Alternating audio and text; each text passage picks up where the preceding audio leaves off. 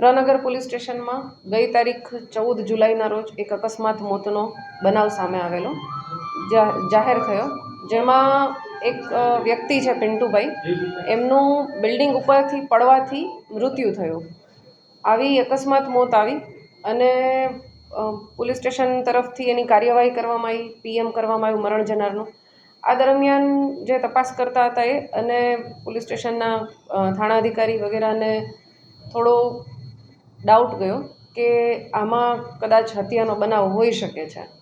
આવી શંકા ગઈ જે અકસ્માત મોત જે પ્રકારે એ લોકોએ દર્શાવી હતી એમાં, જેથી વિગતવાર તપાસ કરવામાં આવી કે આમાં ખરેખર શું હતું. એટલે 14 તારીખે હતું, સવારે 14 તારીખે રાત્રે એમને ઝઘડો હતો અને 15 તારીખે વ્યક્તિનું મૃત્યુ થયું સવારે.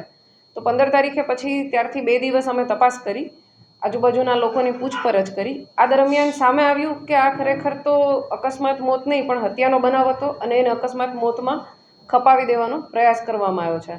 ડિટેલ જાણી તો એમાં જે મરણ જનાર છે એ અને આરોપી છે સુરેશ હેમતા વાસ્કેલા કરીને, એ બંને પિતરાઈ ભાઈઓ થાય છે અને એ બંનેને પહેલાં ઝઘડો થયો મટન બનાવવા બાબતે.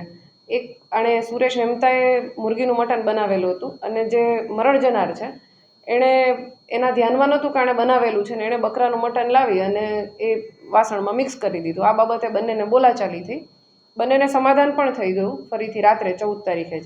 ત્યારબાદ આ બધા સાથે બેઠા હતા, કેમ કે ભાઈઓ છે અને મિત્રો છે એટલે 4-5 જણ સાથે બેઠા હતા.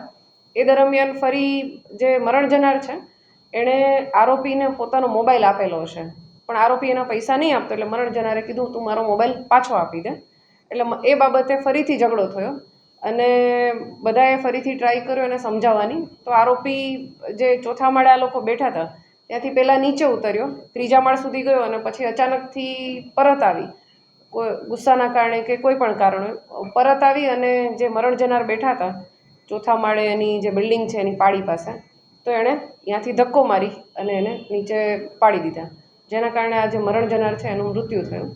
આ બધી બાબત અમે તપાસ કરી તો અમારા ધ્યાનમાં આવ્યું કે આવો બનાવ બનેલો છે. આરોપીને તાત્કાલિક પકડવા માટે કાર્યવાહી કરવામાં આવી અને આ દરમિયાન જે ફરિયાદી છે મરણ જનારના ભાઈ, એ લોકોને પણ અમારા દ્વારા ઇન્ફોર્મ કરવામાં આવ્યું.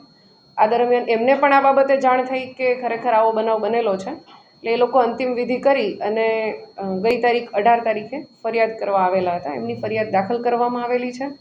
જે આરોપી છે એના અમે 3 દિવસના રિમાન્ડ પણ મેળવેલા છે. આજે પીએમ